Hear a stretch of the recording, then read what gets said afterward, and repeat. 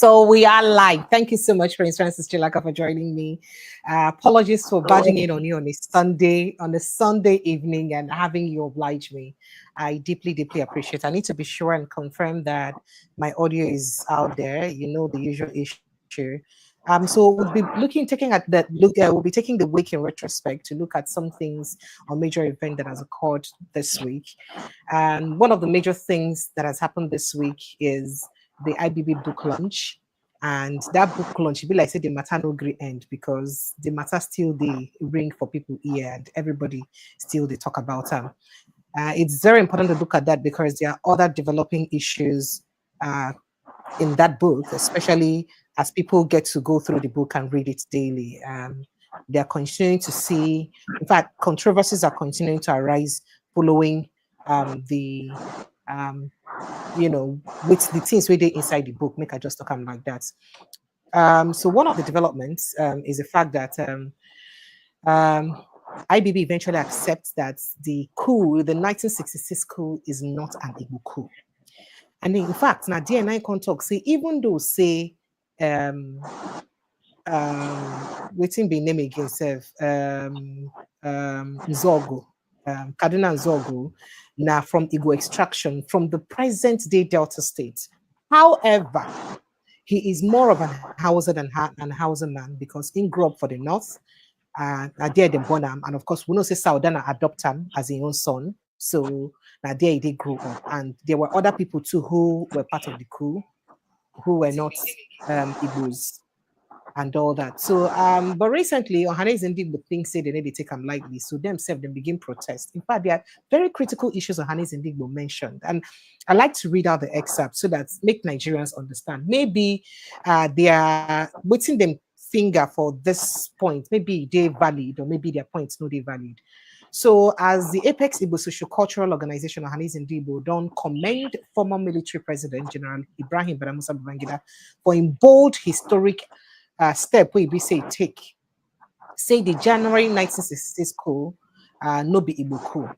But they can't talk other thing. They can't talk, say there are other necessary steps that should be taken to also look at the Igbo plight because that coup has caused a lot of pain to Nigerians. In fact, in that statement, they categorically stated that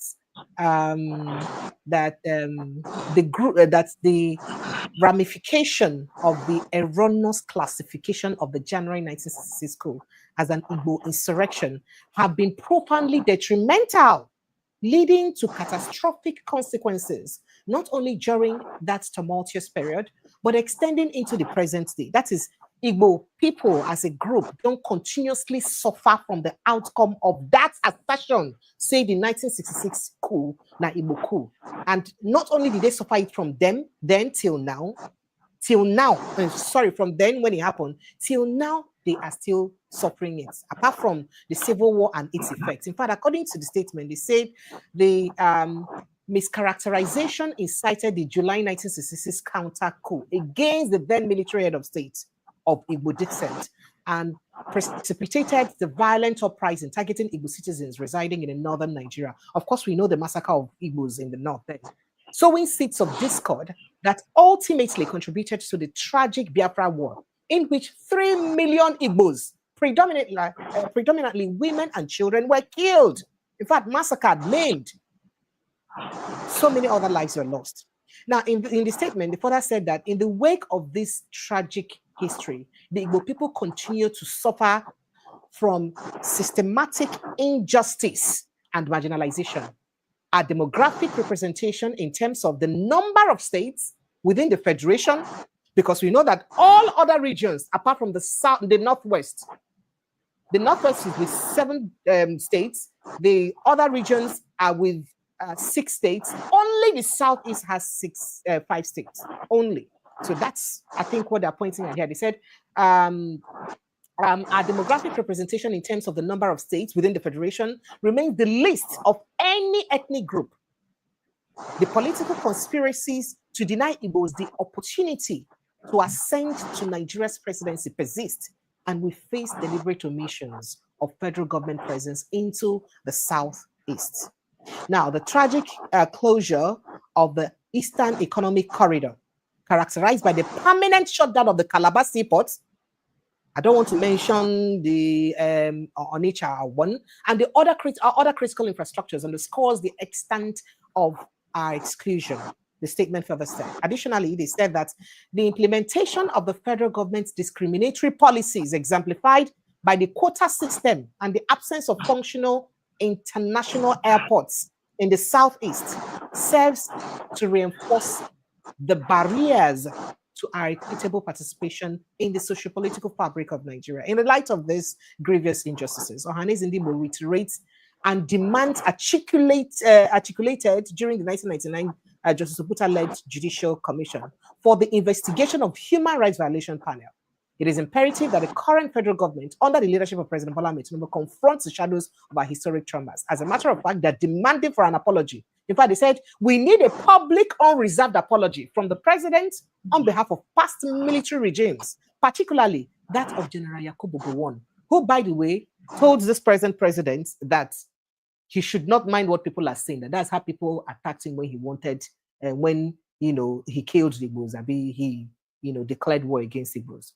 Whatever. Yeah. So he said, including General Yakubu Gowon, who orchestrated unprovoked bombardments and shellings of Igbo territory during the Nigeria-Biafra war, resulting in immense human suffering and loss of lives.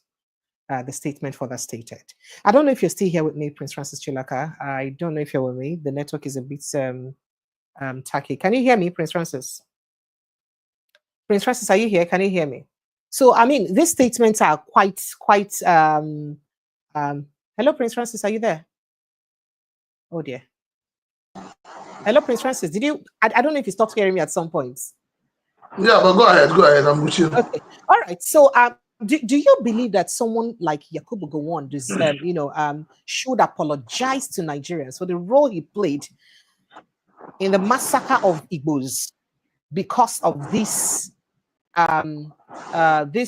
lies or this rumor or this hatred, which has turned out to be a lie against the Igbo people based on the purported Igbo 1966 coup? Well, let's start from saying that everything about war is anchored on propaganda. When a nation wants to attack another nation, they use propaganda. And so we all know that the Biafran War, the war between Nigeria and Biafra, was hinged on propaganda. Now, but having said that, I would say that should people really be rejoicing over what IBB has said? They shouldn't. Nobody should be rejoicing. Because, don't forget, IBB was the president for 8 years. And in those 8 years, I believe that he had the capacity. Was the head of state? Whatever, at the point, they call him president. It was, let's call him a Nigerian leader, military dictator, if that's what you want to hear, for 8 years. And in those 8 long years, he had the opportunity at his footstep to right whatever was wrong. He had the opportunity to tell Nigerians the truth. He had the opportunity to help to reintegrate the Southeast into the mainstream Nigerian politics and governance. He had the right, as a sitting head of state then, to take steps to open up all avenues that were shut down as a result of the Civil War. I'm talking from what he has written now, based on the information available to him. That means he always knew. He knew always that this was a reality, but he refused to act. Is that what you're saying? Sorry? Ain't no sense. They try to say, ain't no say all these songs will happen when they confess now that the truth all along, he know. But now he can't choose to the talk. Exactly. So I do not personally know what he wants to achieve. I don't understand how the elders will be around and the youths themselves become drug addicts, become prostitutes, become delinquents, and you say you have an elder in the house, then that person is not worth being called an elder. Secondly, I feel so bad and I feel ashamed of Nigerian leaders, all those who gathered for this infamous book to be launched. I feel ashamed for all those who contributed money during the book launch.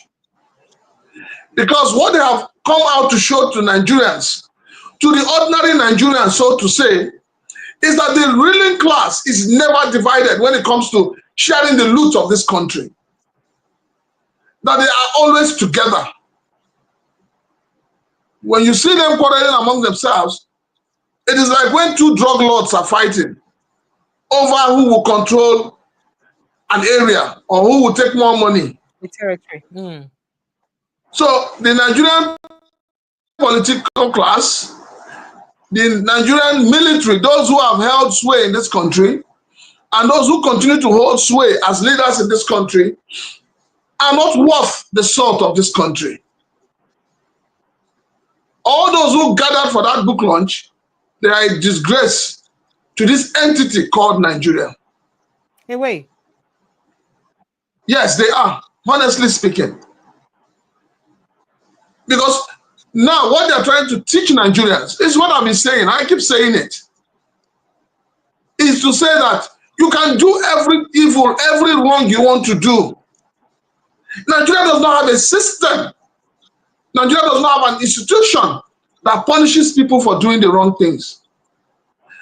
And our leaders and the Nigerian system encourages that.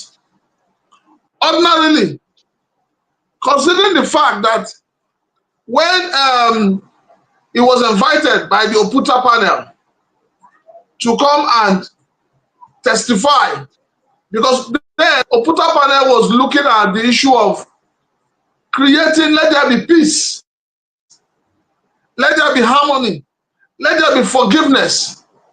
You know, let us have something where we can say we have reconciled everything in this country. IBB did not honor the invitation given to him. Let's assume that while he was in power, as he wants us to believe in his book, that those officers below him had more power than him, and unlike Jonathan, his own life is more valuable than the life of the ordinary Nigerians. As such, he was willing to do the biddings of his colleagues and junior officers. So don't you think that IBB would have solved all this problem he's written in his book if he had honored the invitation of the Oputa panel? So for me, I do not see anything special in the book. I just see a man who, I would say, feels that he's getting closer to his creator, and he feels that that is a way to earn heaven. Now, going to Ohanaeze Ndigbo. Yes. It's not, I don't know, sometimes the way those who, well, it's a faction of the Ohanaeze Ndigbo. That's a faction of Ohanaeze Ndigbo. I don't know why. Are you speaking of faction here, or let's look at the facts of what he said. No. You must look at who is giving you the information.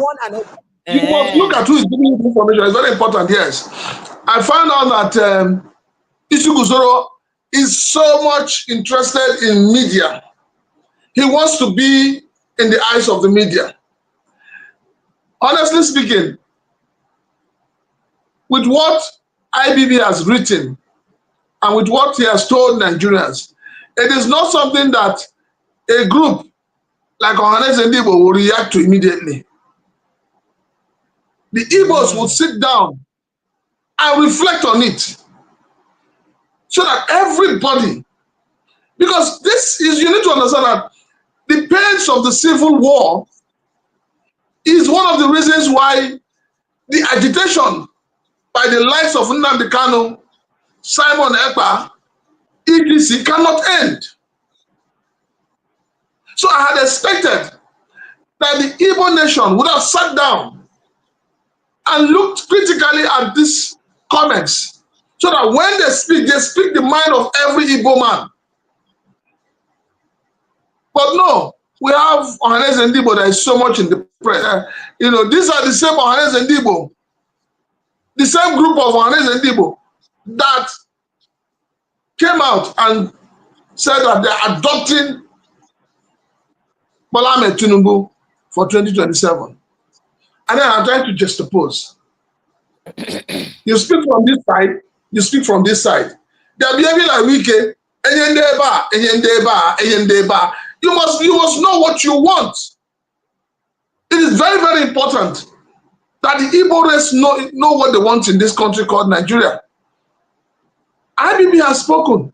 Why don't they wait? So that the main actor, the brain behind the war, which is Yakubu Gowon, he's still alive.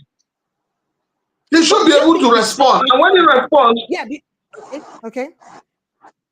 When he responds, it is at that point in time that the Igbo nation can speak. Because now, don't forget that. So if he doesn't respond, Igbo should not speak. If he doesn't respond, Igbo should not speak. Is that what you're saying? No. Okay. You're not getting the point. Okay. The point is, two major issues were captured in that book. And for me, the only major issue that was captured in that book is the civil war. Now, the main actor of that civil war is alive. Why are we not patient to wait to hear his response? Just as every other person is responding to the book. Don't you think that if he responds, it will throw more light to the situation? And then those who are affected will not be able to know how to stand. Now, Ohanaeze Ndigbo have come out seeking for apology. If Gowon comes out tomorrow and tells you that what his colleague has said,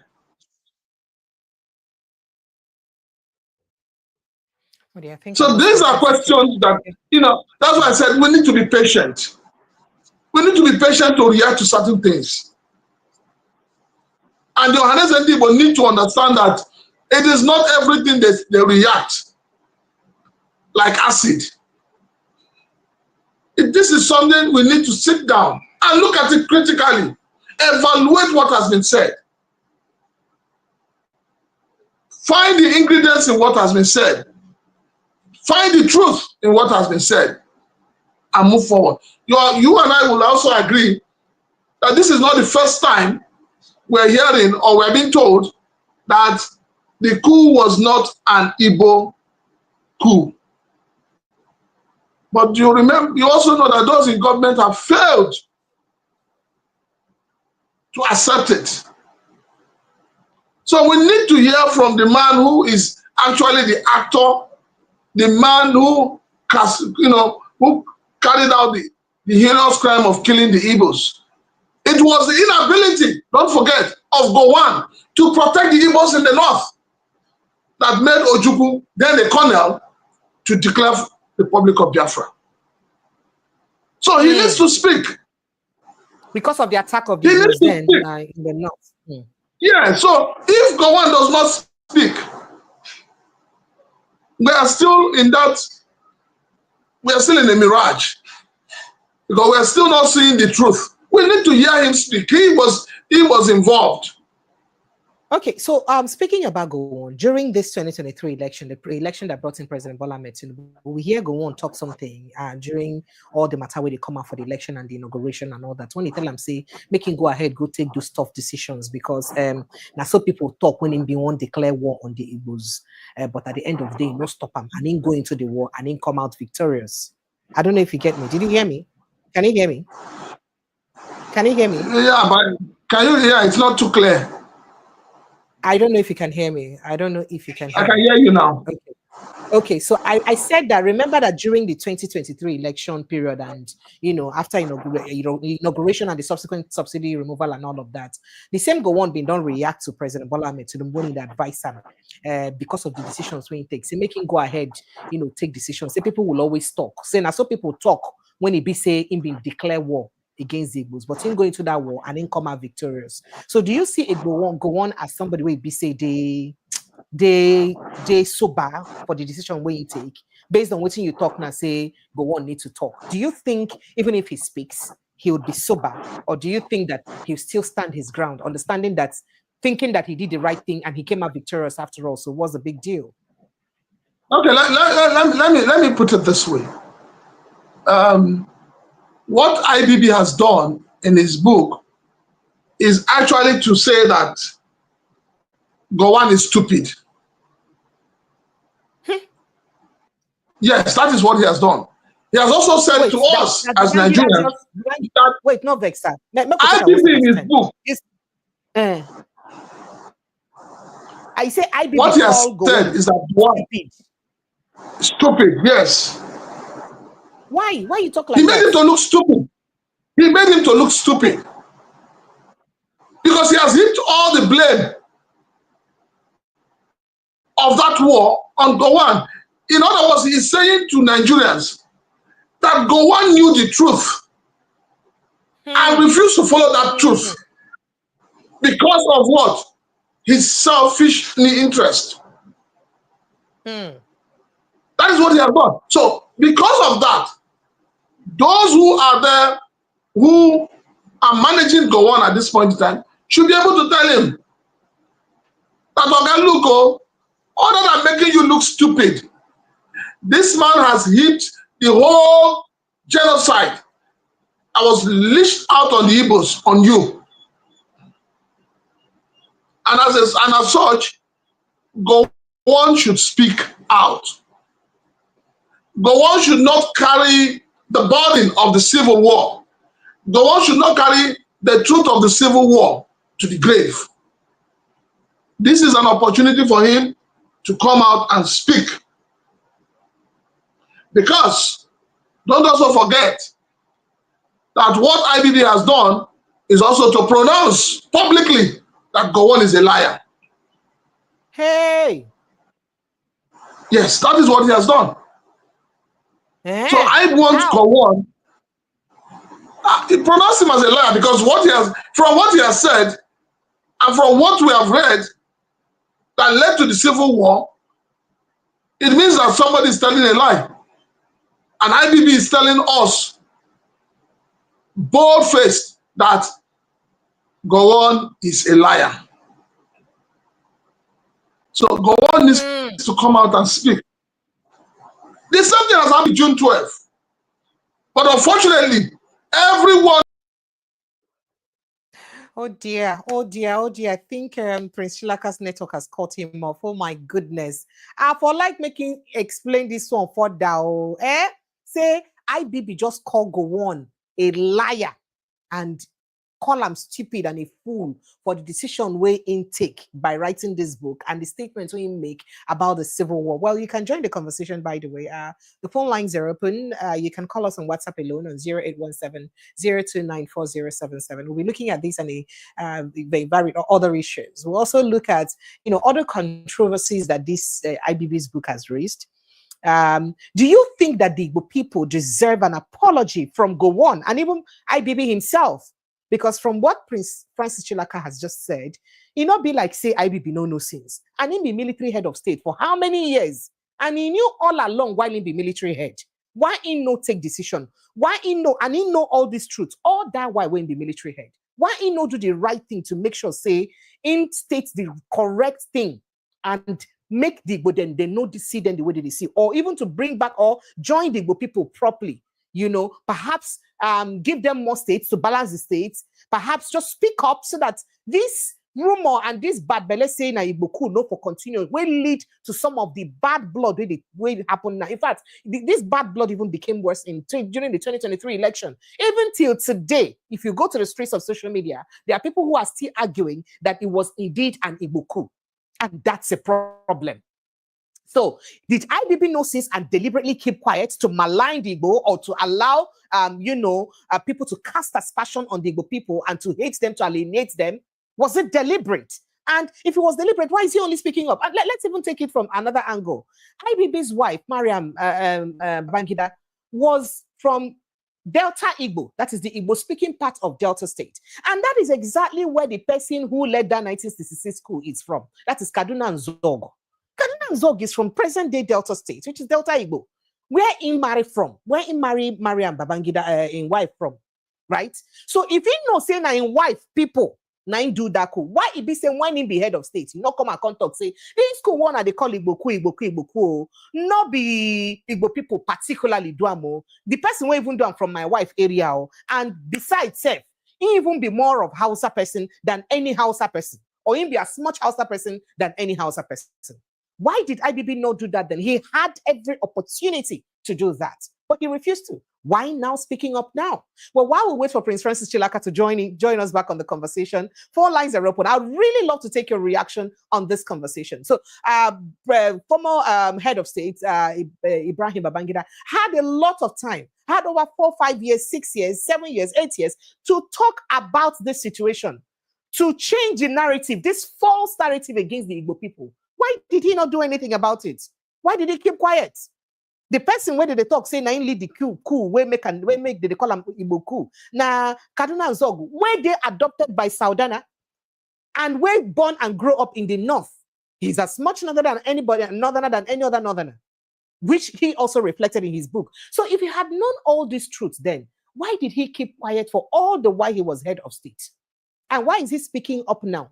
And in terms of the MKO Abiola thingy and all that, why is he speaking up after 32 years? What is his intention for speaking up after 32 years? These are questions that begs for answers, and we don't even know how to begin to answer these questions. You can jump in on the conversation if you want to join us live to throw your thoughts on it. Click on the link that I posted on the pinned post. That link will bring you straight into the studio, so you will join the conversation. Or you can call us on WhatsApp on 0817-029-4077 to just join the conversation. Or you click on that link, and the link will bring you directly into the studio, so you go join the conversation. But let me see if I can take some reactions quickly. I know the APC woman leader. I beg. I know Phoebe said. Nathaniel Abu says it's unfortunate that Gowon went into war that was avoidable. Rather, he chose to kill innocent men and women and children. Not forget them. God can never forgive him. That's what you said. Waris Jinadu says it's only Nigeria that honor its military coup president from 1966 to 1999, and honor 2 of its former military presidents that spent 16 years sharing 8 years each from 1999 to 2023 as ex-military civilian presidents. Wallahi, our wahala like this, it's so much. Because if we say these people ruined us, then why are we celebrating them? Why do we honor them? If we say they ruined us. And by the way, speaking about ruining us, the people where BC will put now on top, on democracy or democratically, are they doing any better? Are they doing any better? Because if they're doing better, we should not even be remembering the pains of the past. We would have so developed and moved forward that we will forget those things where they do. We will see those things where they do as stepping stone to where we did today. But are they doing better? Some people are even saying that people we have as heads in charge right now are even doing worse than the military under civilian rule or democratical dispensation. They are even doing worse than the military heads were doing. The conversation is open. You can join on the conversation. Click on the link on the pinned post. It will direct you straight into the studio, and I will accept you to joining and just air your thoughts and reactions. Or you can call us on WhatsApp alone on 0817 029 4077. 0817 029 4077 to join the conversation. While I try to reconnect with Prince Francis Chilaka to join us back in this conversation, I see your messages. Lionheart says, it's not today that we knew that it wasn't a Coup. Of course, most of us have known over time. It's not today that we knew. Yes. And Malaka Nadi says, Nigeria is not a country. Fortunately, it is still a country for now. Until it stops being a country, it is still a country for now, right? Okay, let's see if I can reconnect with Prince Francis Chilaka very quickly to get him to rejoin the conversation. And let's look into other conversations, because there are other issues that we'll have to talk about. We'll also have to look at this revelation by David Hundeyin of how the French government of France is stylishly stealing Nigerian crude oil. They say some, badges of oil, don't they come out? France own badge of oil, of vessels of oil, don't they come up for Nigeria with on a Nigerian oil? People have always wondered this newfound love with our President Bola Ahmed Tinubu and the French government, and what it is leading to. And now that it's been revealed that there is this parapo that is leading to our oil being siphoned or being taken away, what are we going to do about it? What are we going to do? Because our oil is leaving. Well, I have someone joining the conversation. Hello, good evening and welcome. Hello, good evening, my sister. I'm calling from Belgium. You're welcome. What's your name? My name is Michel. Michel, you're welcome. Michel, go ahead. Let me hear your take on the conversation. Actually, I had the news, via YouTube. I was so disappointed. At least by now, our former head of state, General IBB, should have, go straight to the prison now. Because in the Eastern world, and Western, if you commit that kind of atrocities to your people, directly, you will just go and spend the rest of your old age in prison. It's really disheartening. The secret, you don't see any Nigerian head ever suffer or face penalty at all. You think yeah. It's really absurd. It's not something to write home about. He knew about this for quite a long time. Why is he speaking up now? Just because he knew, quite frankly, that he has no age. Even if they put him to jail at this moment, it's still not going to change any narratives. I was so disappointed. Yeah. But anyway, it is what it is. Even if we talk from now to 2,000 years, Nigerian governments cannot do him nothing. Because they cherish. Why do you think Nigerian governments? Go ahead. I think obviously they cannot do nothing to him, just because his age, number one, they find it like it's really inconsequential, for him to be, in the prison at this moment of, he should be like 80 plus. So what is he going there to do? And that was exactly the reason why he opened up this truth at this age, because if he knew, if he had opened up like 20 years ago, when life is still, good for him, he's enjoying life and his wealth that he stole from Nigerian government, he would have been in jail now. You understand what I'm saying? So this is the best time for him to, open up the secret. But it's done. It's done. The meme Igbos for quite a long time. Yeah, go ahead. I was going to ask you that. Do you actually think that? I think the person who started the military, the civil war against the Igbos, is still very much alive. Yakubu Gowon. Yes. Do you think, as Ohanaeze, or the faction of Ohanaeze has spoken, do you think he deserves to give, or the Igbos deserve an apology from him? Really? Yeah, 100%. If it is a country where there is civil, but I don't see that man. I don't want to use that word stupid, actually, because he's a kind of father, at least he should senior my father, actually. But then, he owes us a lot apology. You understand? At least to soften our heart because of what we've been through. We lost a lot, more than 5 million, women, children, and our we lost a lot, and he is there roaming around. You understand what I'm saying? At least he should come up, just like IBB did. It's medicine after death, actually. But his apology has nothing to do with us, actually. That is exactly, my opinion. Him giving us apology or not, has nothing to do again, because the deed has already been done. Thank you. You get what I'm saying? So that is, yeah. Thank you. I appreciate you, and thank you for stopping by. Thank you so much. Yeah. Thank you. Thank you. I normally see your program, but I'm always late to follow up. But I think I'm blessed You today should, for being thank the you. first to You should join. yeah You contribute. should join more often. You should join more often. Uh, Thank you so much. all right, take it Thank you. easy. Bye. Thank you. Have a good night, You my too. sister. Thank you. You too. You too. Bye. All right. Okay, let's see if we have someone else joining the conversation. Hello. Good evening. Are you there? Hello. Hello. Hello. Are you there? Yeah, hello. Good Hello. evening. Yes. Can you hear me? Good evening. What's your name? Where are you calling from? Yeah, hello. Yeah, I can hear you. I'm calling from London. My name is KSO. I'm calling from the United You're Kingdom. welcome. Go Sorry. ahead. Yeah. Yeah, hello. Can you hear Go me? ahead. Very well. Crystal Yeah. clear. Go ahead. You talked about. I think you were talking about IBB's revelation concerning. Absolutely. And the fact that he Yeah. always You were knew talking about and why he didn't speak IBB's. up all along. All right. I don't know. It's going to be. Uh, well, one want to look at it from many angles. One of the angles I want to look at it from is because it's one is that I think IBB today is aware of what is going on.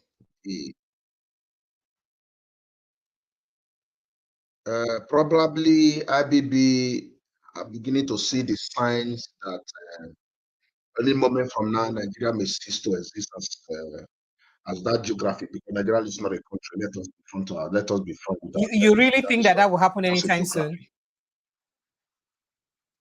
Nigeria is just a geography. Sorry, can you hear me now? Yes, I Sorry, can can hear you you. hear Go me? ahead.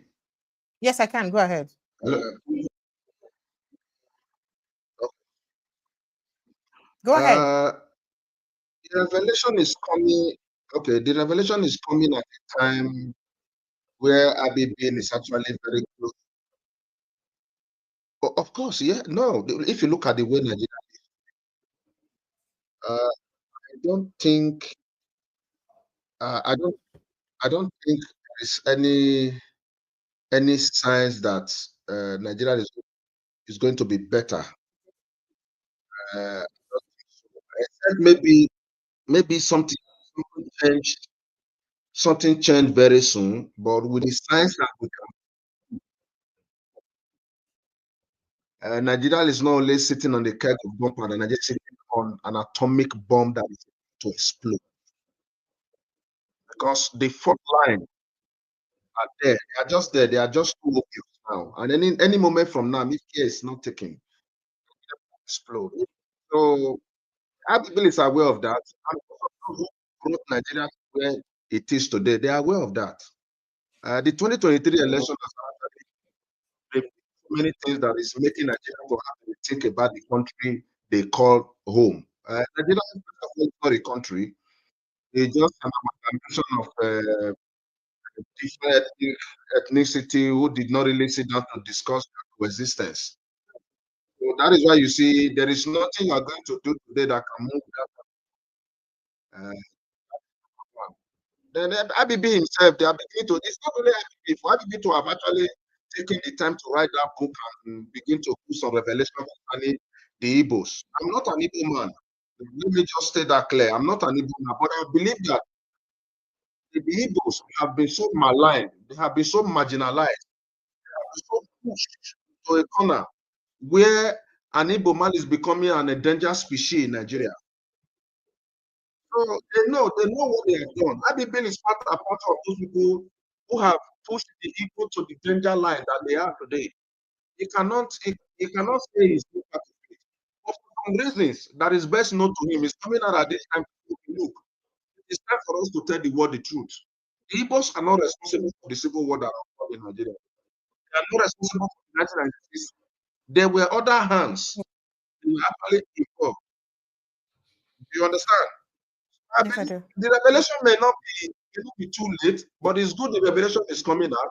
But notwithstanding, the damage has been done. And I pray that we are able to repair that damage that has been done to people who are the substratum on which the development of Nigeria rests. The Igbos are the substratum on which the development of Nigeria rests. They are the substratum on which the progress of Nigeria rests. They are the substratum on which the unity of Nigeria rests. The reason why Nigeria is like this today is because we have pushed the Igbos together. We have relegated them. That is why we are struggling. Integrate them into the national system. You see Nigeria will move forward. It's a shame. Thank you, Kesu. Thank you, Kesu. It's a shame Thank you so much. the Igbos have been so treated. Yeah. Sorry, I don't know what happens to my system, and I'm hearing you from different channels, so I'm very sorry about that. It's okay, no problem. Thank you. I appreciate you, Kesu. Thank you so much for joining us. And do well to join us daily. Thank you. All right, so I think I have Prince Francis Chilaka joining us back. Prince Francis, thank you so much for joining us back. So I think your network went bad. Yeah, sorry, the network.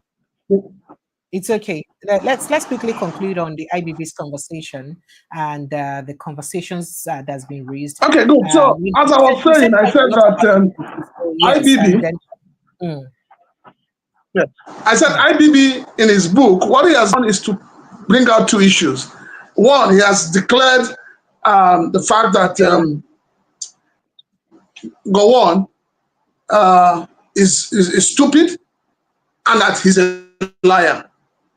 And so for me, I would say this without every sense of responsibility. I would ask General Gowon to cancel this whole thing about praying for Nigeria. It is not working. You cannot pray in defeat. You cannot pray in sin and expect God to answer that prayer. He needs to do restoration.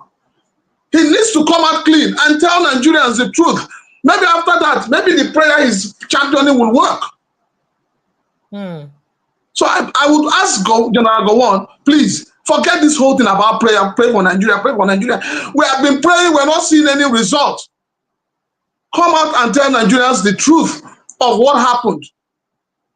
Tell us why 3 million Nigerians, 3 million Biafrans had to suffer just for one man's selfishness. So he needs to come out clean. And, IBB has created an opportunity for that. For him to be able to come out clean and for him to be able to make, restoration. He needs to open up. He needs to purge himself so that there can be peace within him, peace within Nigeria, and peace within the Igbos. So there are a couple of things you mentioned while we're talking about this situation about Gowon. He said that IBB has just called Gowon stupid and a liar. He said that. I would also like to speak to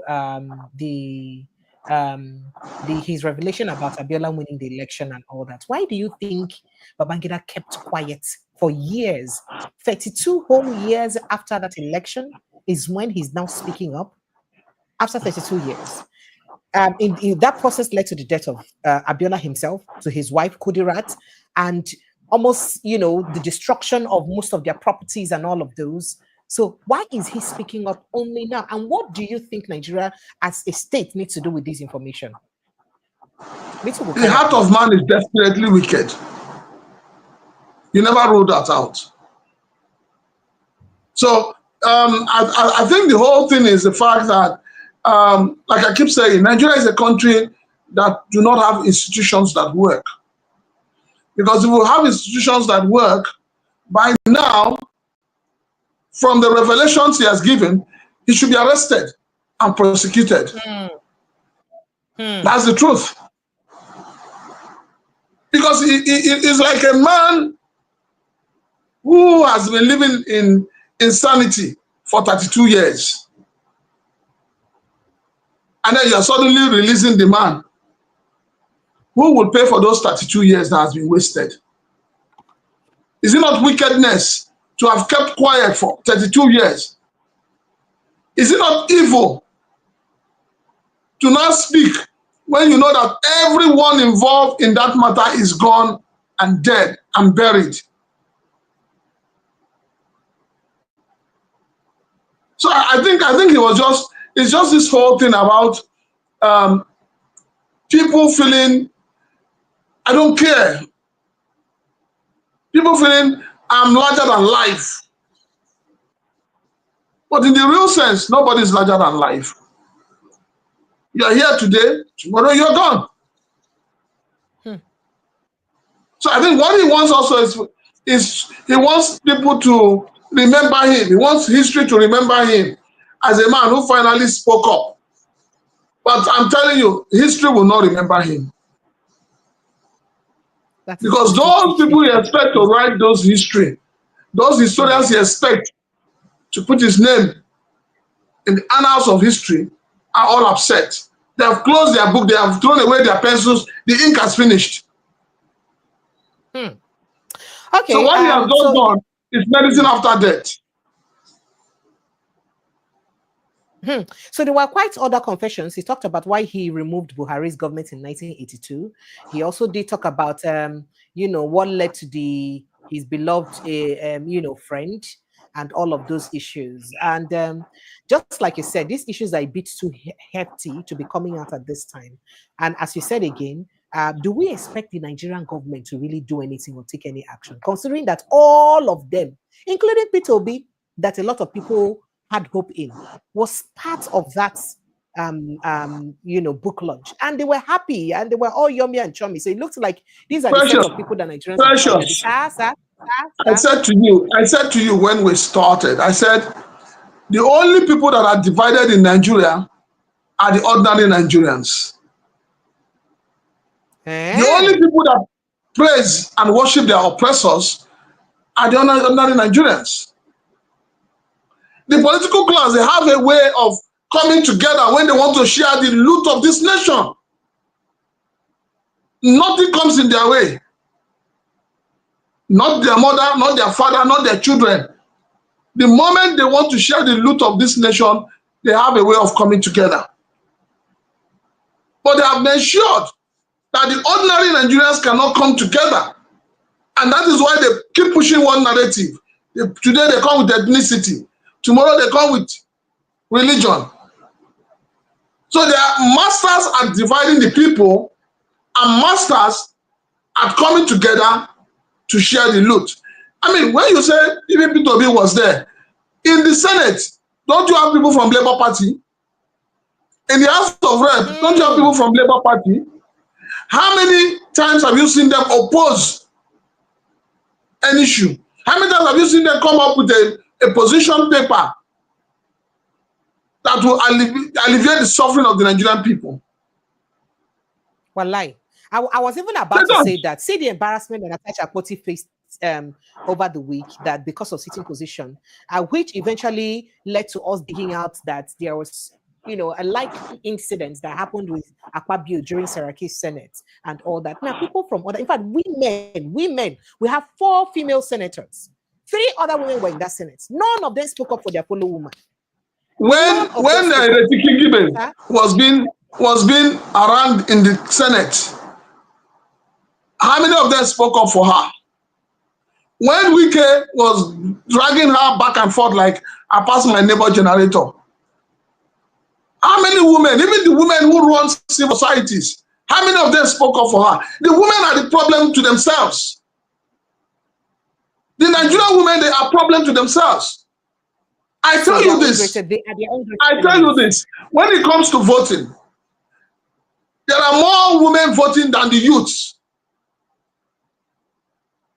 And if a woman comes out in any state to contest for governorship, most times, if she gets 2 votes, it means that she has voted for herself and maybe the husband has voted for her.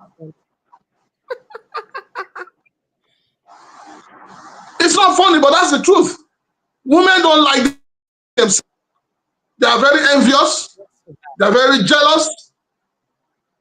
They are cantankerous. Everything is what they are. But do you know what would happen if the Nigerian women come together and say, we want to change the trajectory? Things will change. How many women do you have in the Lagos State House of Assembly?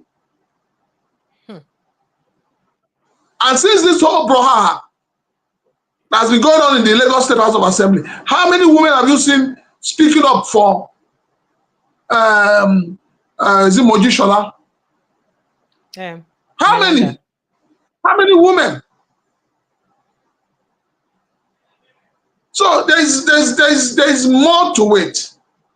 The Nigerian women have come to that realization that the world revolves around their men. So they must do everything to honor, worship their men to their own detriment. All right, so speaking about the Lagos State House of Assembly and what's playing out there, we also have an expose inside the Lagos State GAC. That's the mighty men in Valor in Lagos State caucus that speaks what happens in the Lagos State government, and especially in terms of choosing political office holders. We also have that conversation to cover up, and we have quite an array of other conversations too. The fact that there may be systematic stealing of Nigerian oil by the French government. This is a revelation that is a bit too hefty, because say people don't they wonder since within this friendship with this newfound love with our president Bola Ahmed Tinubu and the French government be, especially after when some countries where say they under their colony, they run commot from them, then we would embrace them. So according to investigative journalist David Hundeyin, there has been vessels that are cited that have left, that French-owned vessels that have left with our oil. So why do we have that happening? And just when Navy is saying that, they're ready to crack down on oil theft, piracy in Nigeria and across the Gulf of Guinea, are they not seeing all of this? Remember that people had once said it, and someone like Peter had once said it, that, oil is not something that you use a straw to steal. It's an organized crime where it is impossible for that crime to thrive without people in government.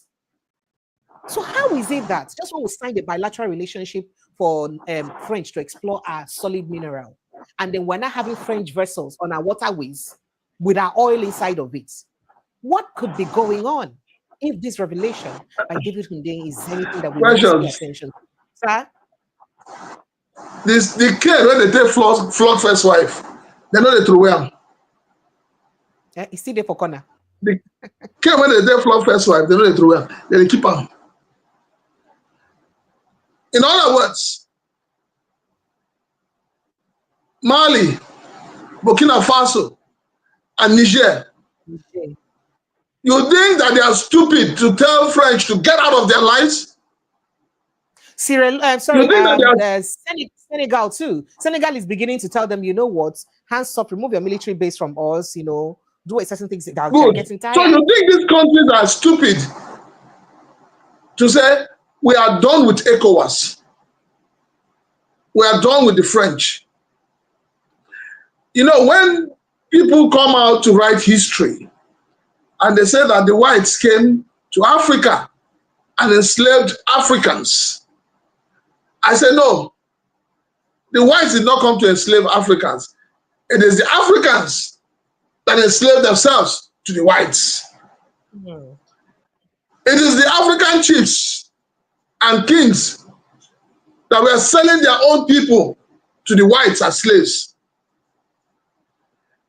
Don't forget that the policemen of that period, they used to call them Kotuma, if I remember. Yes, they were also blacks. And they were the ones who were really involved. They were the ones involved in moving their own brothers, in ensuring that they catch them and they chain them and they sell them to the white man. A lot of African leaders have lost touch with reality. A lot of African leaders are dumb. People who should have nothing to do with the power, the corridor of power, are in the corridor of power and are in power. Hell, that is enough. They are the ones who are continuously selling the people out as slaves to these white people. I mean, are we not thinking in this country? How can a country, a nation that has been rejected by those they colonized, it is the same nation that we are embracing? So what is it that France has to offer to Nigeria that they have not been able to offer to Mali, Burkina Faso, Niger, and even Senegal that is coming in now? What is it that they're offering to Nigeria that they were not able to offer to those countries that they colonized? So tell me, is it that our leaders in Nigeria don't think out of the box? Or is it that in Nigeria, our leaders allow personal interest to override national interest? So please, you know, when you say the French, the government, Nigerian government is signing agreement with France to develop the mining sector, I laugh. And I'll tell you this, if we want to develop our mining sector, we should go to Australia. They have the technology. They have the expertise. We can even go to ordinary South Africa. South Africa survives on mining. Not when you say oil theft, crude oil theft, a lot of us laugh, like we said severally. Every time the Navy makes an arrest, have you not asked yourself one question? Why do they always set the ship ablaze? Why waste the oil, right? Why waste the oil and destroy why waste the oil and waste the ship? Why is it that nobody has been prosecuted and jailed publicly for stealing Nigerian oil? So it's an issue that the government may be closing their eyes to the reality for reasons best known to them. All right, so I like to play a bit of a soundbite from David Hundeyin as he makes this revelation or expose. But if this is your first time joining our live, please kindly click on the subscription button because we'll be doing this every day. Here now, they just pieces some things we get to do with our country, Nigeria, and we'll try to, put in more insights to it. But most importantly, we get to also involve you in the conversation. So please kindly click on the subscription button and join us on the conversation. So let me quickly play that soundbite from David Hundeyin as he narrates. It's actually a video he did as he narrates what he thinks is the subtle theft of Nigerian oil by French government. Take a listen. Do you know that right now as we speak, there are Western countries that are stealing Nigeria's oil, out telling you to blame Russia or whatever enemy they create for you, and then sending their intelligence extensions after independent voices who dare to criticize this paradigm? What you see on your screen is the Eagle Le Havre. It's a French-registered oil tanker. And about 3 minutes after 10 p.m. on January 13, ships transponder gave its location as just off the coast of Port Harcourt in southern Nigeria. Wait till. And the ship transponder send the location, say a day, Port Harcourt. But in the next couple of days, you go see where. About 30 minutes later, the transponder gave its location as the port of Yoshu in South Korea. There's about 12,000 kilometers worth of ocean between Port Harcourt in Nigeria and Yoshu in South Korea. So at the maximum traveling speed that an oil tanker is capable of, which is about 17 knots. Oh, wow. So just within 30 minutes. It comes to about 31 kilometers per hour, give or take. This trip should have actually taken just about 16 days.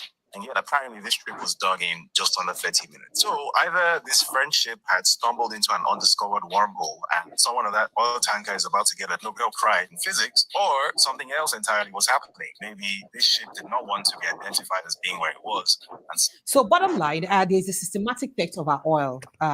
The French vessels don't they pass through our water carrying our oil, and of course they try and mask their location so that would be obvious. Say these French vessels for our location a day, and it did really, really troubling. Prince Francis Chilakae, going back to the conversation, what did this thing mean to us? Can you hear me? Can you hear me? Sorry, I didn't get you. The volume is low. I couldn't hear you well. Oh, I'm wondering why the volume will be low. I don't know if you can hear me now. Okay. My volume is okay. So I think it's from your end. I'm speaking up and the volume is okay. So I'm asking what this means. If it is actually true, say French somehow don't they carry our oil, they go. Based on this new relationship with our president, what do you mean? What do you want to do them? You know, they hear the saying, say, best when in person there for heaven, no, they go hell. You think it's a joke? When you hear that people sitting by the corridor of power are enjoying from those in power, you think it's a joke? See, this whole thing about stealing Nigerian crude oil did not start today. If you recall, on the 29th of May, 2023, when your president said subsidy is gone, he also told us that he was going to prosecute those who have been benefiting from subsidy till date, who has been prosecuted. Don't also forget that there was a time it was said that the people who said they import fuel into Nigeria don't import fuel. They just bring papers and the papers get signed and, you know, payment is made to them.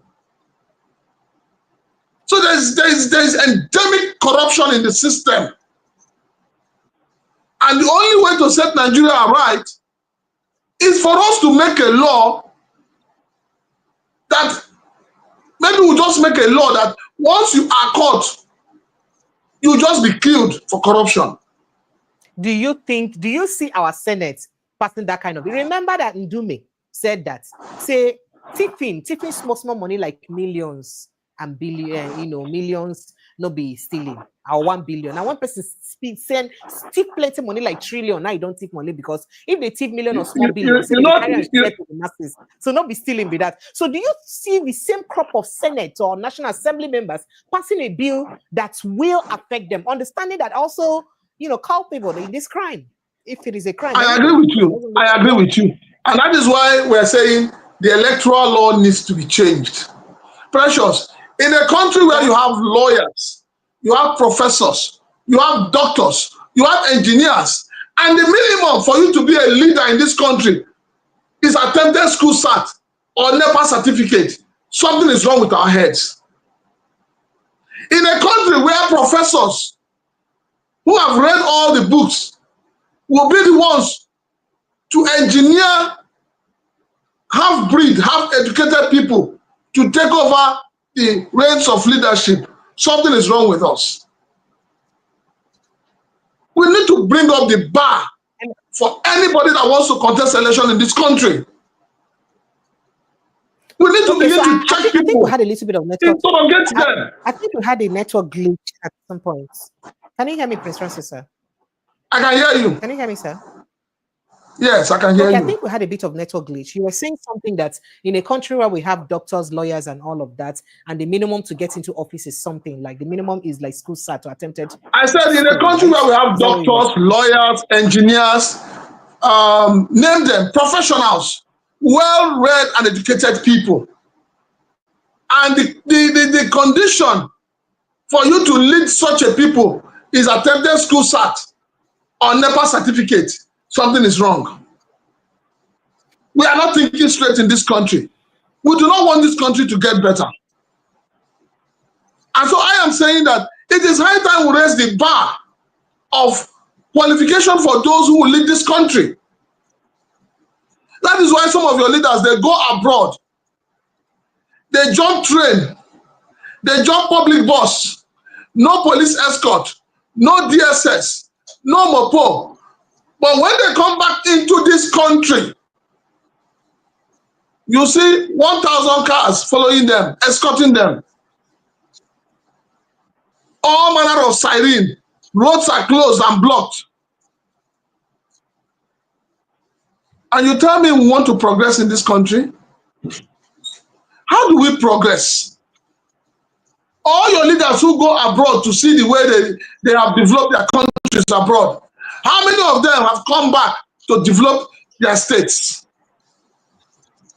How can you have leaders who spent 8 years as governors in some states without anything to show for those 8 years?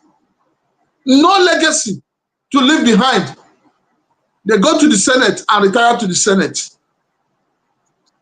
So tell me, a man who for 8 years was unable to add value to his state, what value do you think that man will add at the federal level? At the Senate, hell. So we are in trouble. Like not develop Abia State for 8 years. Which kind of development or law we won't create now? Exactly. But the time the life of Abia now open his mouth and be spewing rubbish. He should go to Abia and see what Oti is doing in Abia. That is what leadership is all about. He should go to Abia and see what he's doing there. Okay, so let's move quickly to the revelation by the Chief Executive Officer of Financial Derivatives, Bismark Rewane, as it revealed that the Nigerian government, through the Central Bank of Nigeria, has spent almost $8 billion, not Naira, $8 billion defending the Naira at the foreign exchange market in the last months. So a lot of people would have been surprised that dollar don't they like say don't they stable. Remember, say people don't push the propaganda on social media. Say, oh, President Bola Ahmed Tinubu policies they work. Say right now, dollar just they dance between 1,005 to 1,006. It never really go up again because the policies they work. But Bismark Rewane don't state now say the presidency through the CBN don't spend about $8 billion to hedge the Naira so far, defending the Naira. But how can you defend the Naira when you said you have opened the Naira up, you floated the currency so that it can have its fighting rights in the international market? It can have its fighting rights. A currency that is having its fighting right is also the same currency. You're spending about 8 billion Naira to defend. And the worst part of this is that when these things, they happen, except somebody like this from a different place or private sector can't tell us. The presidency, they talk about them. They could just come begin raise propaganda. They'll say, hey, president policies they work. Just like Sunday Dare don't tell us now, say prices of things for markets don't they come down because President Bola Ahmed Tinubu policies they work. Now the same way they tell us say, Precious, oh, policies they work. Precious, don't go far. Precious, don't go too far. Don't go too far. Okay, sir. You have a government that is thriving on propaganda. And it's very unfortunate. When your president threw the dollar to the wind, he didn't think about the repercussions. Don't forget that it's the same government that is accusing Binance for the fail of the Naira. It's this same government that has imposed different taxes with the aim of soaring up the Naira. It is this same government that will tell you that inflation has dropped by almost 10%. Not almost 10.38% or so. Yes. A bag of rice is still 100 and something. Now, this same government has come out to tell you that despite the drop in inflation, that with subsidy is gone, prices cannot come down. Yes, that's what they said. That don't expect prices to come down to pre-subsidy period because it's not possible. But you told us that the prices of things have come down now. How come you're not changing mouth? Don't be say changing mouth. Like you see, the Nigeria has become, I keep saying it, Nigeria has become a cracked pot where the contents are slipping out. The question now is, who will mend the pot? Who will mend the pot? This government cannot mend that pot because they cannot give what they don't have. And that is the gospel truth. You cannot do by imposing taxes on people. Left, right, center, forward. And you think that is a way to run an economy. I was telling you something about the obnoxious 1999 Constitution. And I remember I was telling you the position of Dele Farotimi. And I said, that is my position as well. You cannot pay allegiance to something you don't believe in. It will not work. When you go and read what is supposedly to be the social contract between the government and the people, you will know that that document is a fraud. That document was conceived with the mindset of perpetuating an individual in power. So now, what to make presidency get too much power? When make Jonathan talk, say, if he even use 40% or half of the power when he gets, exactly. Exactly. So, and that is why even in this administration, you can see the way your president is using it. Check the kitchen cabinet of your president. The kitchen cabinet of your president is made up of people from his own ethnic group. You want me to mention them? CBN, Go ahead. Minister of Finance, CBN, Chief Justice of the Federation, Chief of Staff, DSS, every one of them, police, they are all from his ethnic group. So is that the reason why one Onokpasa, Mr. Onokpasa, a APC chieftain that used to support him, come they vex, they talk, say President Tinubu won't run Nigeria the way he run Lagos by using only Lagos boys to run Nigeria. So if he use Lagos boys run Lagos, if he work, but using Lagos boys to run the entire country, no go work. Is that not the reason why Onokpasa said so? Okay, let me put this in perspective. Lagos has worked not because of the people he has put there himself, but because of the mindset of those who believe in development, who believe in adding value to the lives of the people. So take Fashola, for instance. Take Ambode. You will now understand that it's not about who you put there, it's about the individual. It's about what the individual is capable of doing. Now, for me, each time I talk about Lagos, I take it to the southeast. Check your governors in the southeast. Precious, I will keep saying it, whether they like it or not. We do not need airport in all the states in the southeast. We do not need airport.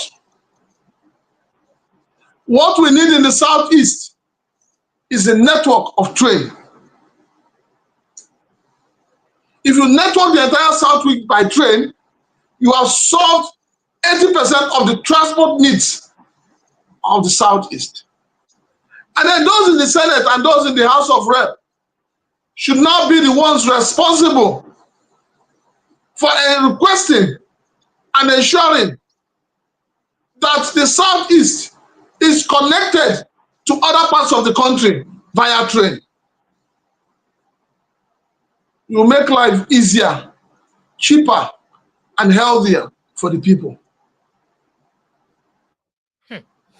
Okay, so while the phone lines are open, Nigerians, let's just let you know that you can jump in on this conversation. Click on the link on the pinned post so you can join the conversation, and you can call us on the number showing on your screen too. The number is there right on your screen, so you can call that number to join the conversation. The number is let's see if I can get that now. The number is 0817-029 4077 0817 029 You can only call that number on WhatsApp, by the way. You can't get it on direct line, or you just click the link on the pinned post to join the conversation. So Prince Francis Chilaka, let's speak a bit about Lagos state politics as part of those things that's happened within the week.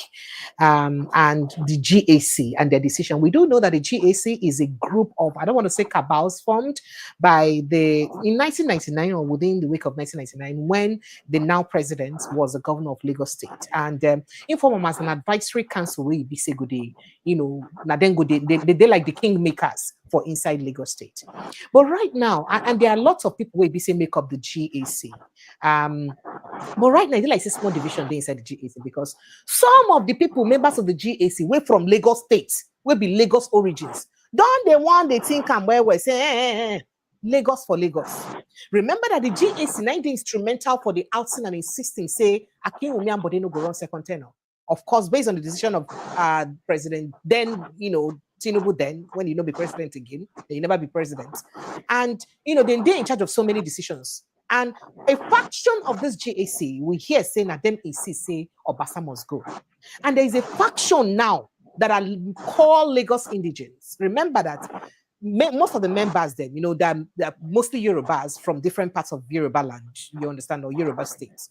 But those ones who be safe from Lagos State, don't they agitate? In fact, the slogan is Lagos for Lagos. So now, what's it make them bring in Mojishala Miranda, come inside position, say she be Lagos daughter, and she, because she's an indigenous of Lagos State, and she must take up the position. What is going on inside the Advisory Council of Governors in Lagos State? Prince Francis Chilaka, before you respond, I think I have someone waiting on the room. Let's see if he has something to say. Let's join him on the conversation. Hello, good evening, and welcome. Hello. Hello, Precious. How you doing? Yeah, I'm fine, thank you. How about you? I'm okay. This is Jerry from Texas. Let me sit down. You're welcome, Jerry. You're welcome. Go ahead. Okay. So the point I want to my concern with all the things that Prince Francis, I'm greeting you. I greet you, my brother. All right. So I saw the topic that talked about the coup and Igbo leaders or Ohanaeze seeking for apology. I think that's actually the part that touched my heart so much. And the part I'm talking about is Babangida coming out, try to speak about the coup and then try to exonerate Igbos. And but so many things was not, from what I gathered, was not addressed on the book that he published. Which some of the things that was not addressed that I haven't had anybody talk about it. I haven't seen the book though, but I never seen anyone speak about it. It's issues like him, he did not accept that he actually, because the news or the video I watched it, I was about 20 years old when he actually annulled the June 12th. He did not specifically say that he did because he announced it. And then, secondly, was a couple of other things that he did not speak about, which some of them include that he only stepped aside from being a president, and his intention was coming back again to run as a civilian president. So he didn't actually hand over or retire. He only stepped aside and hand over the power to Shineko. Then Abacha took over. But his plan or his Babangida did not address the issue that, look, I wanted to be another civilian president that probably will rule for another 8 years before he will step out. So all this whole thing actually was a part of the thing that translated our Nigerian leadership into being a shambles that it is today.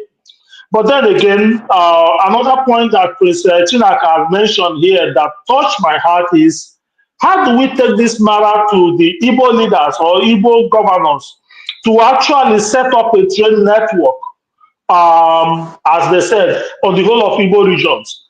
We deserve it. Building a train that, it don't matter whether it's one coach train or two coach train, but at least we'll be able to commit citizens from... We'll be able to commit citizens in the whole of the Igbo regions, Abia, Enugu, Anambra, Ebonyi, as well as whatever thing. Igbos deserve it. So maybe we keep speaking and talking to Igbo leaders and see if one of them will have a conscience to bring it up and see how they can put up a trade network for Igbos. And that's what I wanted to reiterate from what Christina have said.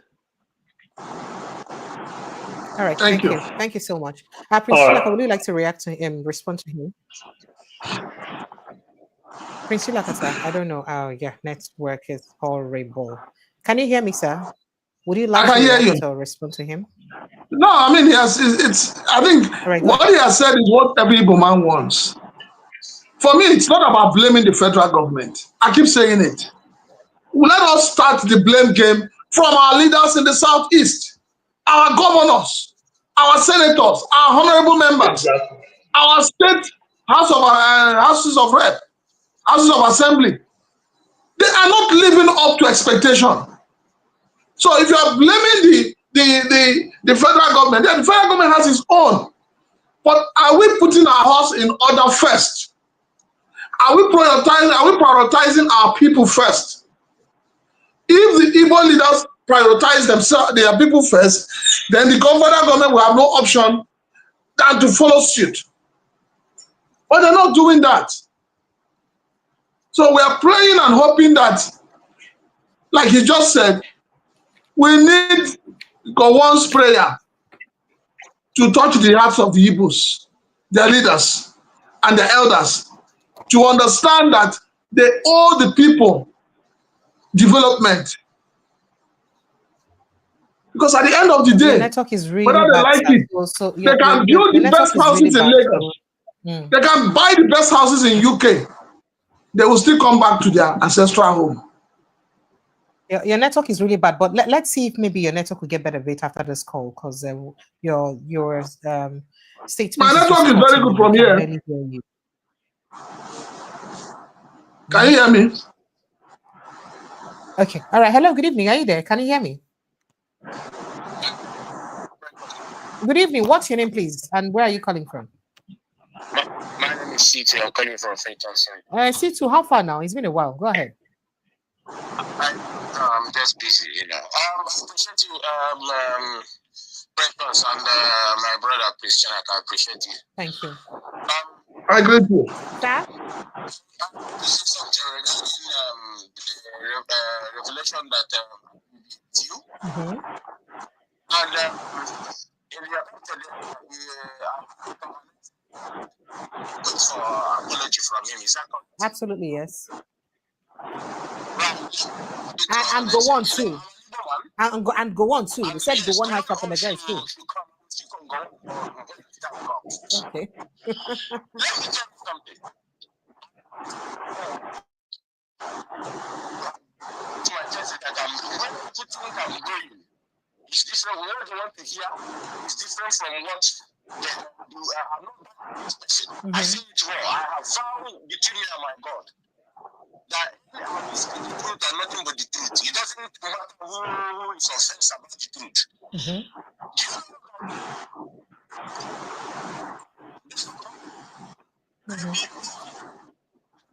What troubles Ndigbo for a long time. This man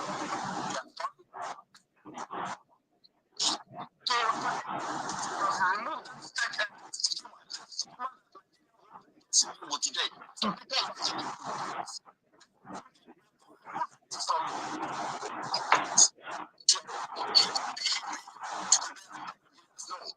These people are innocent of what they are accused of.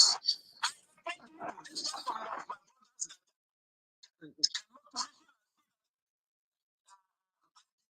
tag of death from us. I applaud him. Not everybody will have this courage. No matter how people hate him, whatever you have against him, but he has removed the tag of death from our people, and the people have not the truth. You saw the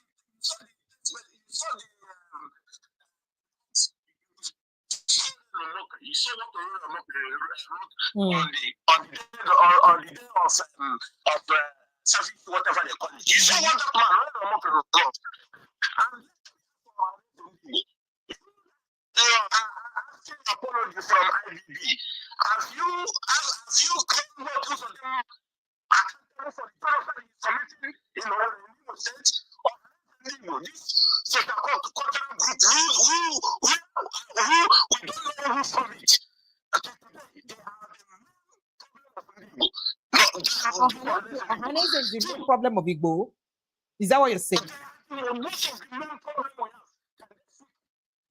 When the Israelis were massacring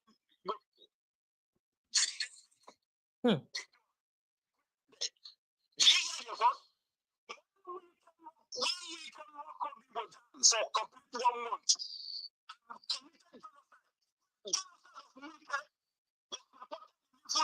The people who are talking to the community, everybody, where was our Igbo?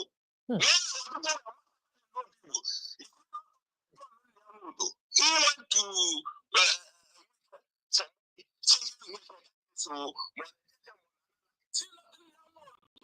who said that before you kill a full animal, first of all, but was there when our mother was being raised in the farm.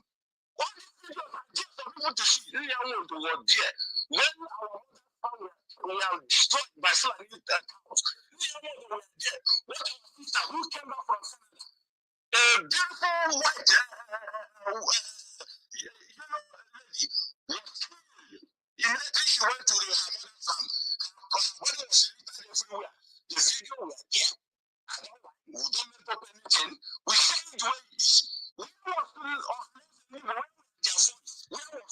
All right, thank you. Thank you.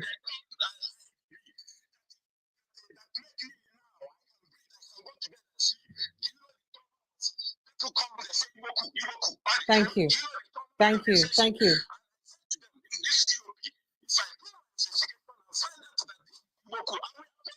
Thank you. Thank you. Thank you. Thank you. Thank you so much, C2. Let me just so that other people can contribute. Lots of people have been calling to I don't know if you heard everything he had to say, Prince Francis Chilaka. Did you grasp most of the things he tried to say? Apologies. Let me unmute you. Did you grasp most of the things he tried to say? My mic is moving. Okay. I didn't hear him because it wasn't too clear, but okay. So he was talking about what played out with the Babangida's confession and what the role Ohanaeze Ndigbo had to play. But he was like, what was Ohanaeze Ndigbo when Wike declared the genocide on Igbo people in Obibo? You understand? That why did they not speak out? That he doesn't like Ohanaeze Ndigbo. But as a matter of fact, Ohanaeze Ndigbo is responsible for some of the problems that Nigerians Igbos are going through right now. And, quite a lot of things he said. I don't know if you want to chime in on that, then respond to the other guy whilst we move on. Your network was really bad the other time. No, can you hear me now? I can hear you. Yes, please, sir. All right. What I'm saying in effect is that we have two groups of Ohanaeze Ndigbo. We have the one led by Senator Mbata, which seems to be the authentic one. We have the one led by Isugosiri, what do they call him? So the problem is, I don't know at what point the Ohanaeze Ndigbo became what it is today. We have never had a divided Ohanaeze Ndigbo. We have always had one Ohanaeze Ndigbo. But now it's in two factions. And that's why I said they need to go and put their house in order. They need to put their house in order before they come out and say they are speaking for the totality of the Igbos. A house divided amongst itself cannot stand. Do you not think that this division is also politically motivated to ensure that the Igbos don't have one voice? Yeah, the division, apart from being political, is selfish and self-centered. It is selfish and self-centered. Everybody in Igbo land wants to be a leader. That is the problem of the Igbos. And they forget that the Igbos are Republican in nature. Now the country has been held for how many years now? The Ohanaeze Ndigbo, they are divided over whether one group wants him out, another group is saying we don't want him out. And then they will come out and say they are speaking for the Igbos. They're not speaking for the Igbos. They are speaking for themselves. And that is what I want people to know. The Igbos need to put their house in order. Urgently, they need to. And which is why I said that the utterances, the books of IBB is not something that should be responded to the way they are responding to it. They have not, some of them have not read the book. Some of them have not even studied the book. And they're just responding based on the fact that they want to be in the eye of the media.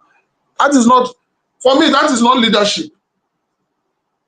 And that is not the kind of leadership the Igbos are known for.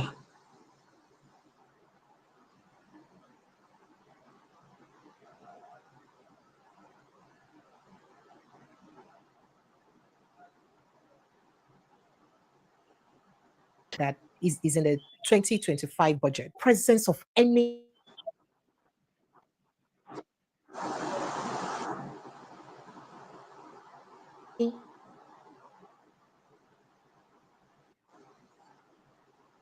Southeast, the entire Southeast in the 2025 budget, and was declared. And no Southeastern state was mentioned as part of the state that it can, get that can benefit from the student loan.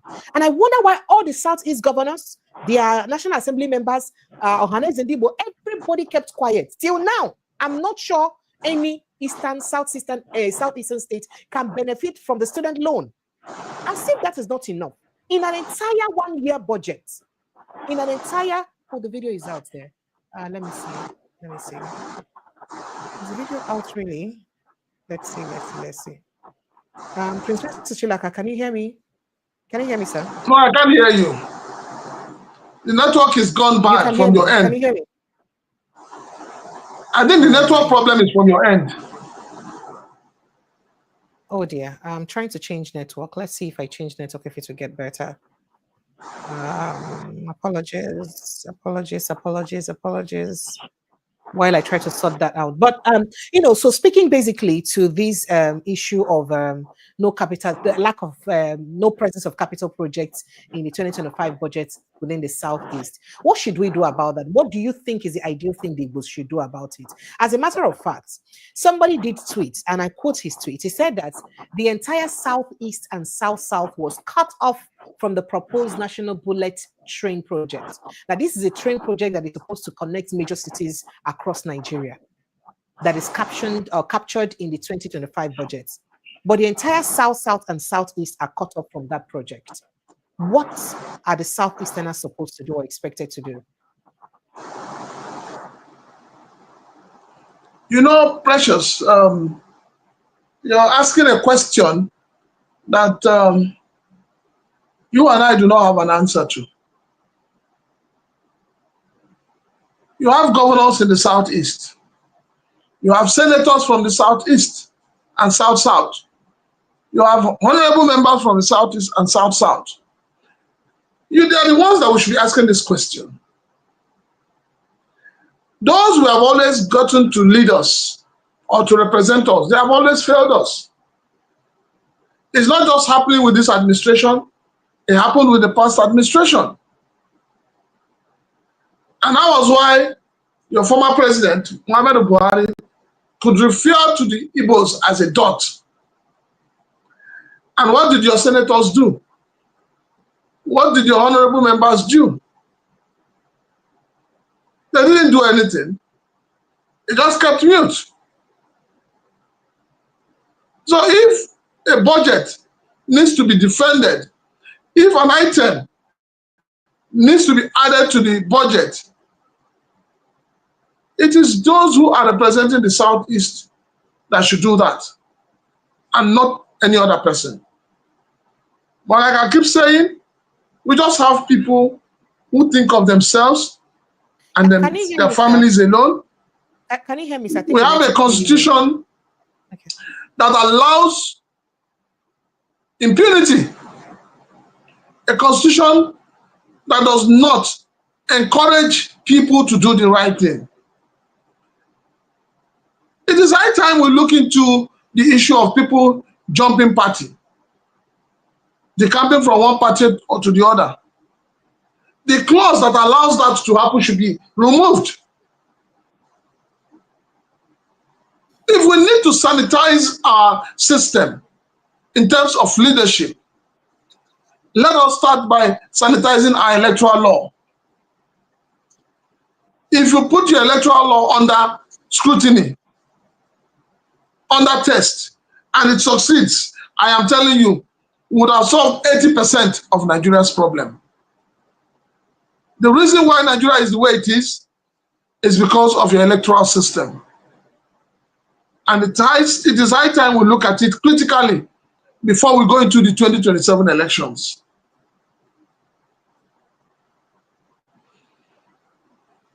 All right, thank you very much. So would you like kindly react to the GAC issue in Lagos State, this tussle within okay, let me start by saying that GAC, as far as I'm concerned, is an aberration.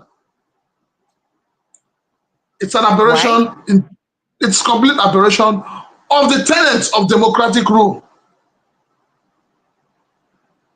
democracy, in as much as we define it as government for the people, by the people, and of the people, it means that at every point in time, it is the people that will come together to elect those they want to hand over their sovereignty to. But if you sit and you handpick people, and you ask the people to take over the sovereignty of the people, it is a coup d'etat and nothing else but that. So over the years, what you have had this GSC doing in Lagos State is an aberration. It is not democratic. It is not democratic. See, let us not be deceived, though. But it was created by the democratic governor at that time. Let us not be deceived in believing that GSC is about participatory democracy, or that GSC is about getting the grassroots involved in decision making in Lagos State. No, it is not. GSC is about individuals, their personal interest, the protection of their personal interest. Go and check the membership of the GSC. Most of the people in the Lagos State House of Assembly today are not even Lagosians. Oh, they're not from Lagos State? Most of the members are not Lagosians? The Speaker of Lagos State House of Assembly, Obasa, is he from Lagos? Is he not? I thought they said he's Obasa from is not from Lagos. Obasa is from Ogun State. Go and find out. Go and find out. Go and verify. But you know what played out in 2023? They used politics, thinking that they were doing the Igbos, but they were not doing the Igbos. The Igbo man has what we call the spirit of adventure, the spirit of development. If you take an Igbo man today, seriously, if you take an Igbo man today and put him in a dry land, he will bring water out for you. He will turn that dry land into an ocean. He will turn it into a kingdom that you yourself, you'll be wondering what happened here.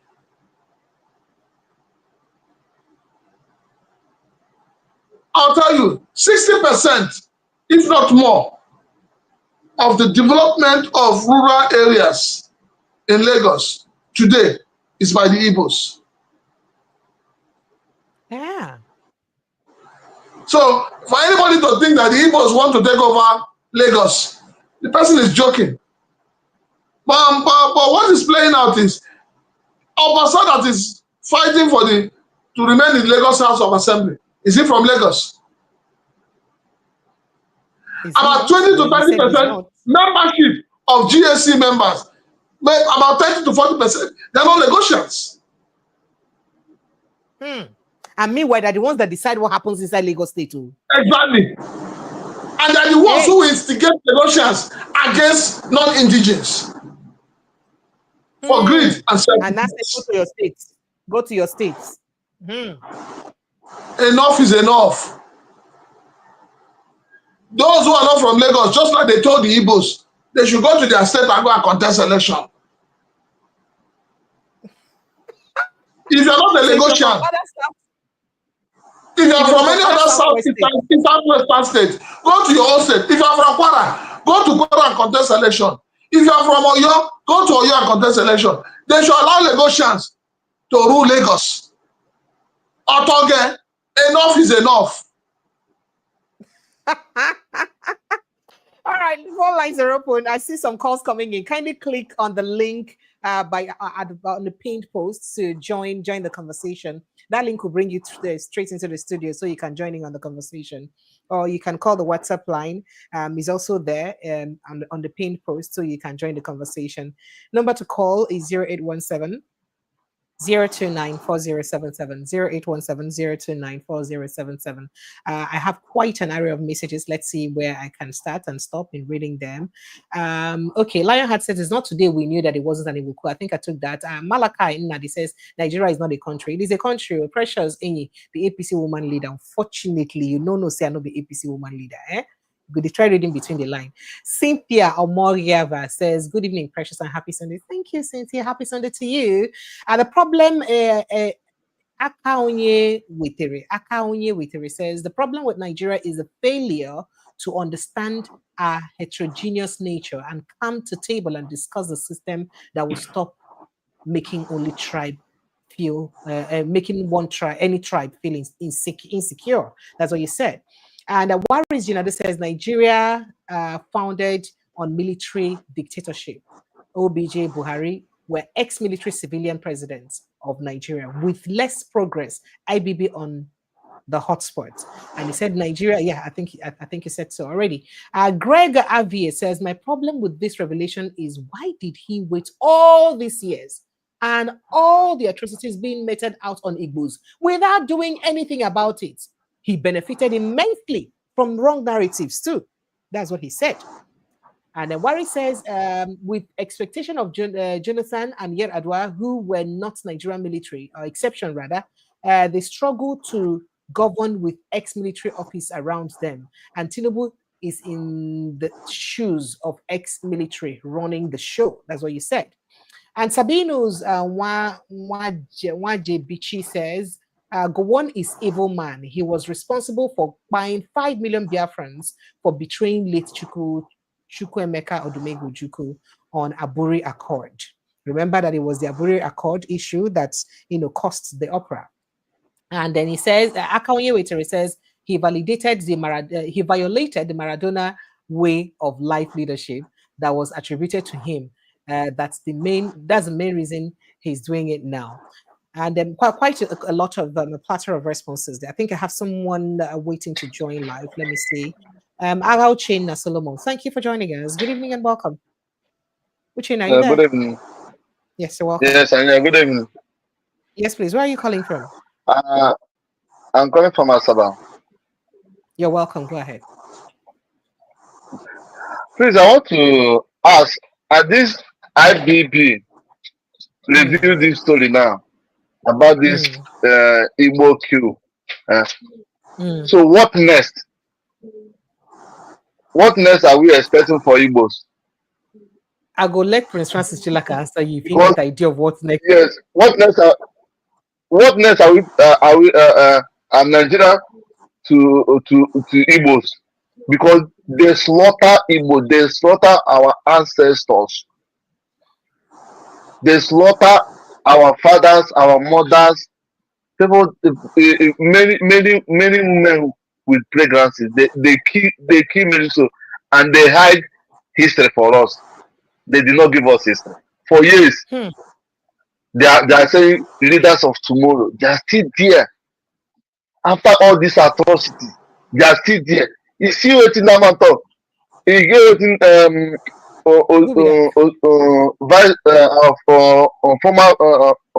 former vice president Yemi Osibanjo. He said that IBB they free our president president. They later do somehow he escaped. He later go exile. Later come back, become president of Nigeria. All right, thank you. So where are we now? Make a like answer you. I appreciate you. Thank you so much. All right. Mrs. Would you like to respond to him? That is why I said that it is not something that any group in Igbo land should respond to the way Ohanaeze has done. It is something that they should set up a committee to study that book. They should even go and have a one-on-one interview with IBB. And then we should also push for Gowon to tell us his own side of the story. Look, you see, Nigeria is a funny country. And I'll tell you why. Somebody published a book and said, talked about Nigerian criminal justice system. And the thing landed him in prison. He landed him in prison. He was kidnapped. He was treated like a common thief, a common criminal. Meanwhile, somebody is writing a book about murder, about crimes he was part of. And people sit down and they are donating money. Over 17 billion naira was donated instantly. 17 point something billion. So it shows you the kind of country we're in. It shows you how much the country we're in has regards for rule of law and for the ordinary Nigerians. You want to tell me that if this is in North Korea, this book will come out? Precious. Sir? If this is in China, you want to tell me somebody will write this kind of book? No be North Korea, na China, no be North Korea. North Korea, no Kim ne the year word. Kim na very stubborn. No, I said if it is in North Korea or in China, somebody will write this kind of book, people will come gather, adults, they go to clap like kindergarten children. Con donate money, give them join. The way we clap for bad governance, the way we clap for the evil our leaders do is why they never change. If you call a governor now who has not done anything in his state for 8 years, and he stands on the podium to talk, he will tell all the lies in this world. These people will stand there and be clapping for the lies. Meanwhile, deep inside of them, they know that this man is lying. But psychophancy will not allow people to see the truth and say the truth. All right, so if this is your first time joining us, you remember when our president was declared winner about 4 a.m.? You remember what he said? And I've been checking history, I've been checking reading, I've been trying to find out what leaders say when they are declared winners after an election. For him, say this is a shining moment. And I'm asking, I don't understand where that one is coming from.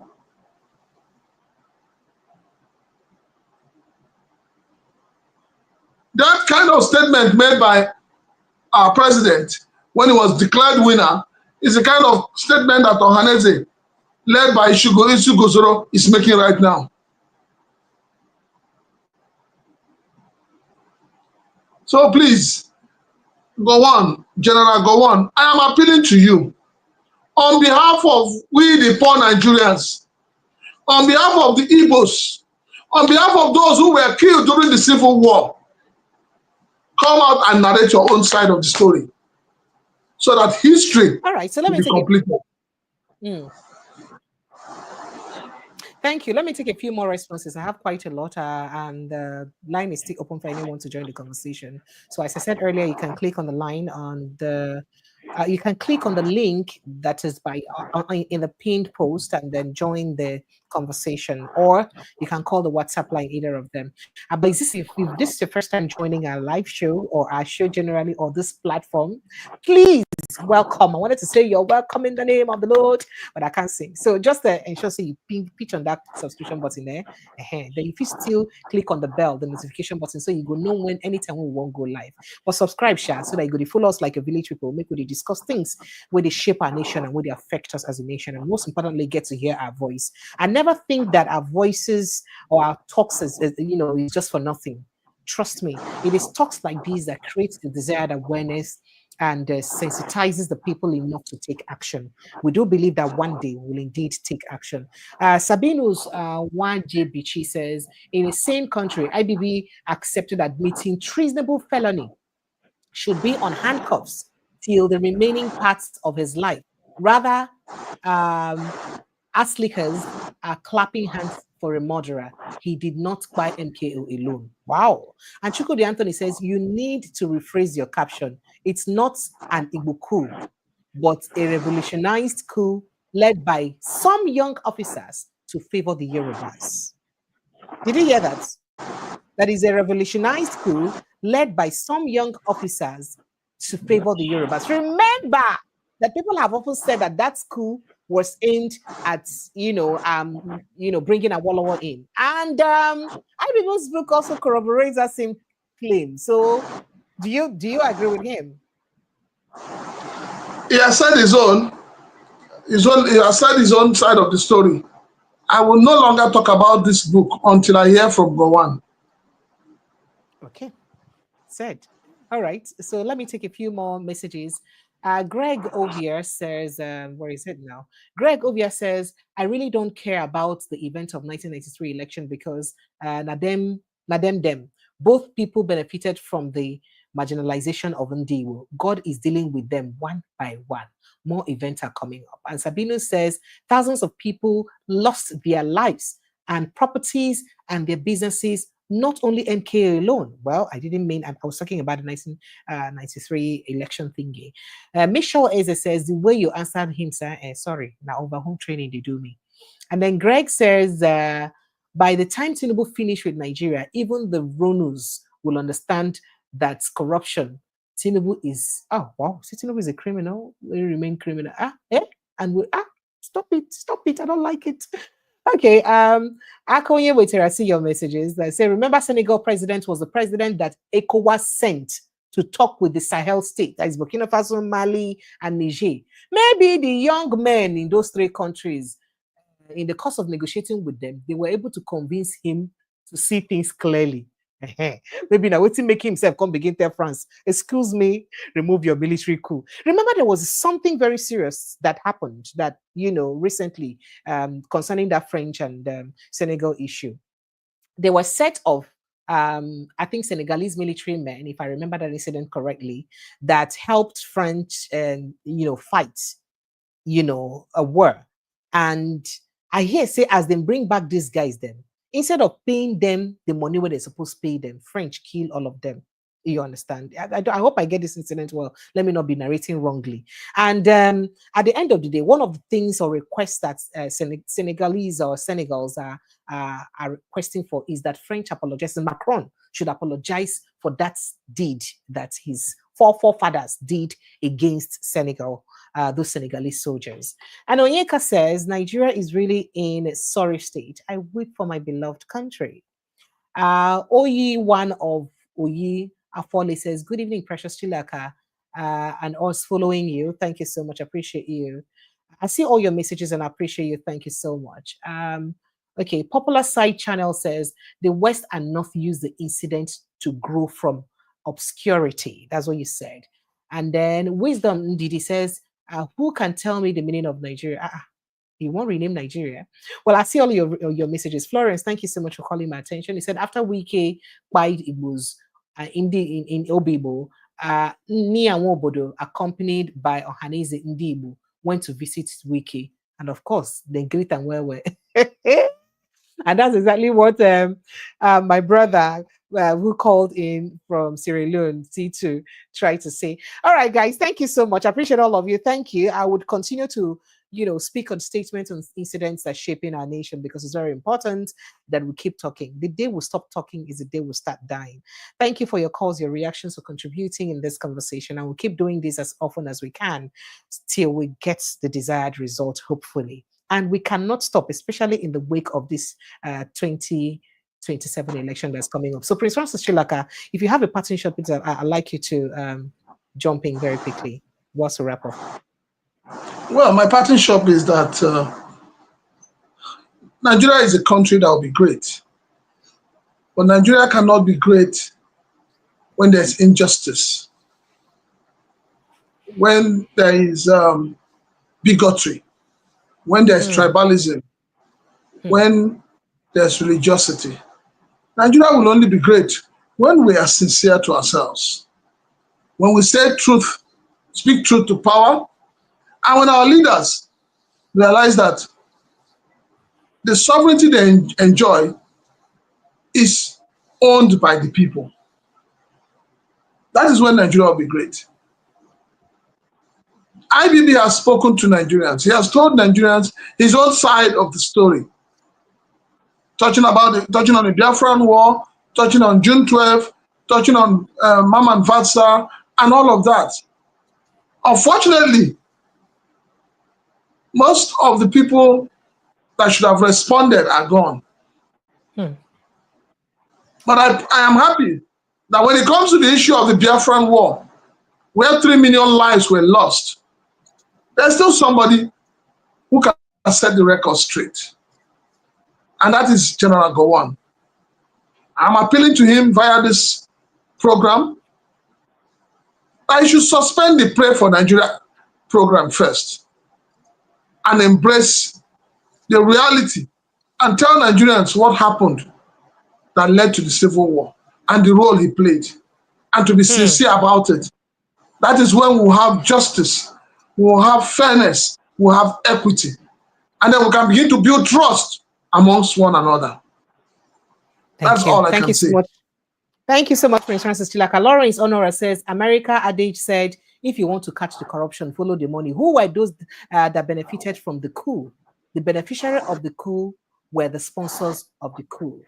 A while sent in, that's what you said. And Ebo Satele says, good evening, Precious. I think by now, IBB should be somewhere cooling off. So who are those who benefited from that coup anyway? Just like what he said. Since the coup was supposed to be, it was based on reinstating Awolowo, bringing Awolowo in. So who benefited from the coup? The beneficiaries know themselves.